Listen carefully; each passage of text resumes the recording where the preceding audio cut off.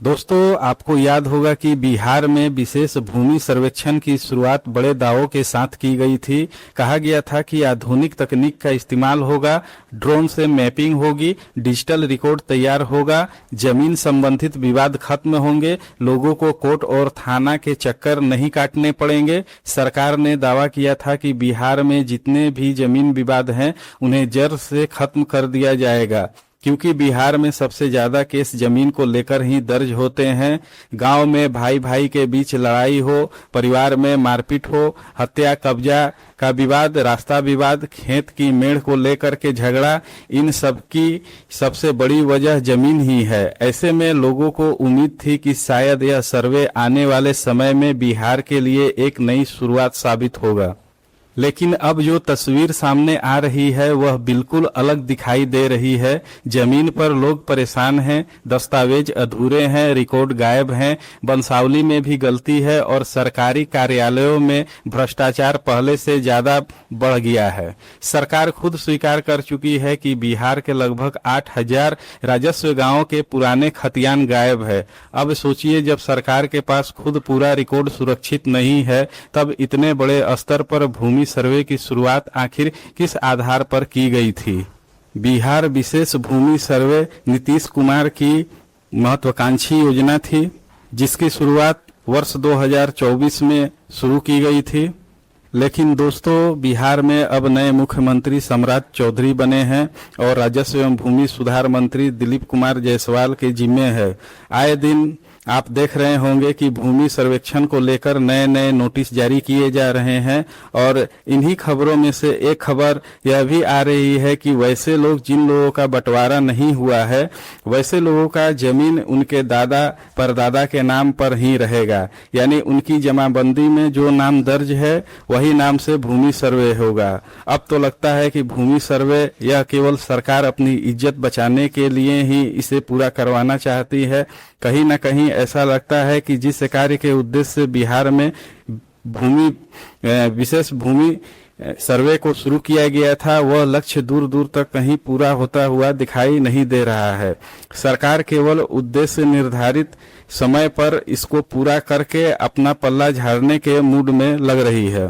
सरकार का उद्देश्य रिकॉर्ड में सुधार करना और उसे संग्रहित करना अब लगता है कि नहीं रह गया है, क्योंकि बिहार में विशेष भूमि सर्वे की शुरुआत इसलिए की गई थी कि सबसे ज्यादा विवाद जो है बिहार में भूमि को लेकर ही होता है। थाना और न्यायालय में सबसे ज्यादा मामला जमीन का ही दर्ज है। सरकार का मानना था कि भूमि सर्वे हो जाने से रिकॉर्ड में पारदर्शिता आएगी और लोगों को भूमि संबंधी जितने भी लड़ाई झगड़े होते थे वो शांत हो जाएगा। लेकिन कहीं ना कहीं सरकार बिना तैयारी के इस काम को शुरू की थी और अब सरकार कह रही है कि वैसे लोग जिनका आपसी कागजी बंटवारा नहीं है, वैसे लोगों का सर्वेक्षण तो होगा, लेकिन उसमें नई पीढ़ी का नाम नहीं चढ़ेगा, बल्कि उनके दादा या परदादा के नाम पर जो पूर्वजों से जमाबंदी चली आ रही है उन्हीं का नाम चढ़ा दिया जाएगा। तो फिर फायदा क्या है भूमि सर्वेक्षण करके, क्योंकि हिंसा को रोकने के लिए ही भूमि रिकॉर्ड को दुरुस्त करना आवश्यक है। अगर ऐसा नहीं होता है तो आए दिन मारपीट, हिंसा, दंगा होते रहेगा।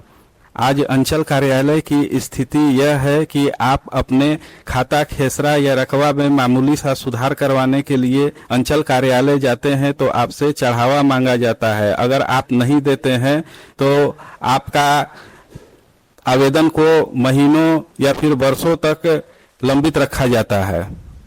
दोस्तों, सरकार कह रही है कि जिन परिवारों का आपसी कागजी बंटवारा नहीं हुआ है उन लोगों की जमीन का सर्वे उसी पुराने नाम पर होगा जो पहले से जमाबंदी में दर्ज है। यानी अगर किसी के दादा या परदादा के नाम पर जमीन है और उनका निधन कई साल पहले हो चुका है, तब भी भूमि रिकॉर्ड में वही नाम बना रहेगा। अब जरा सोचिए, इससे आज की पीढ़ी को क्या लाभ मिलेगा। जो व्यक्ति इस दुनिया में नहीं है उसके नाम पर रिकॉर्ड रहने से वर्तमान पीढ़ी की समस्याएं कैसे खत्म होगी।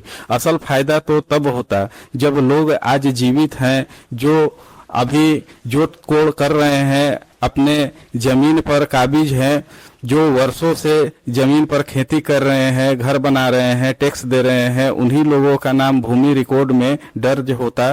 क्योंकि आज के समय में जमीन का रिकॉर्ड केवल पहचान का दस्तावेज नहीं रह गया है, बल्कि यह आर्थिक और कानूनी ताकत का सबसे बड़ा आधार बन चुका है। अगर किसी व्यक्ति के नाम पर जमीन दर्ज होगी तो उसे बैंक से आसानी से लोन मिल सकता है। कोई गरीब परिवार घर बनाना चाहता है तो वह होम लोन ले सकता है। कोई किसान खेती के लिए कृषि लोन लेना चाहता है तो उसे बैंक से मदद मिल सकती है। लेकिन अगर जमीन आज भी मृत पूर्वजों के नाम पर रहेगी तो वर्तमान पीढ़ी बैंक और सरकारी योजनाओं के सामने कमजोर स्थिति में खड़ी रह जाएगी।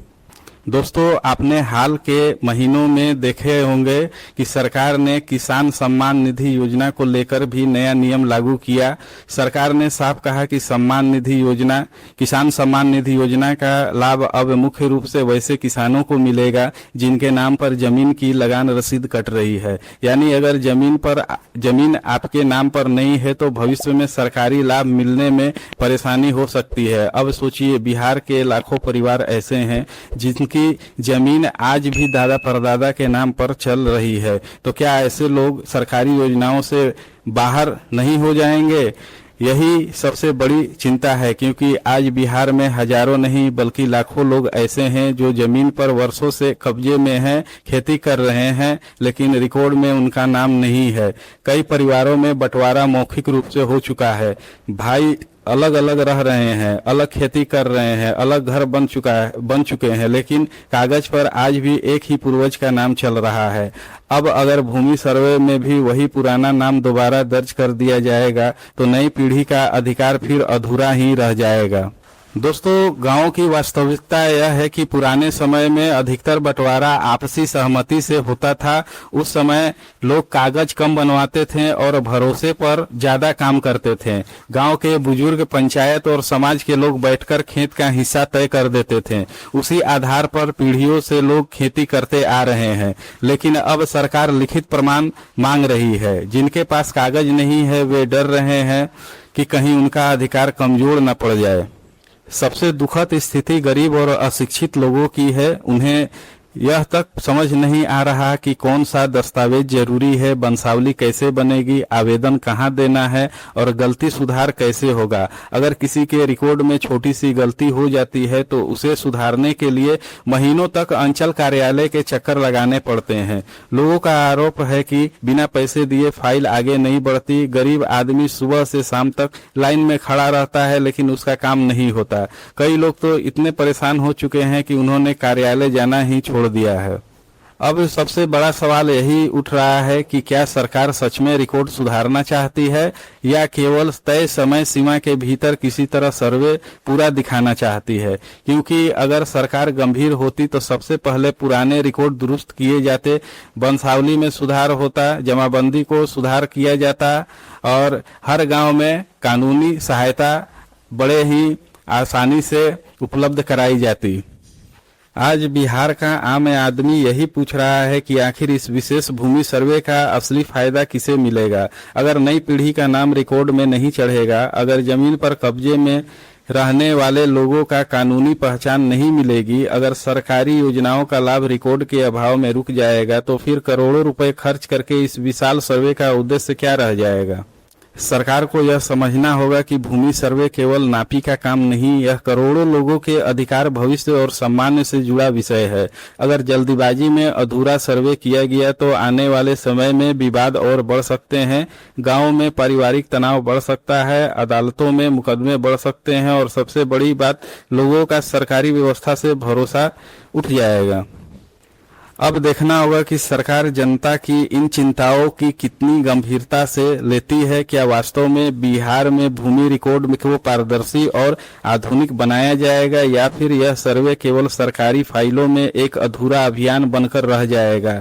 यह सवाल आज बिहार के हर गांव, हर किसान और हर परिवार के मन में गूंज रहा है।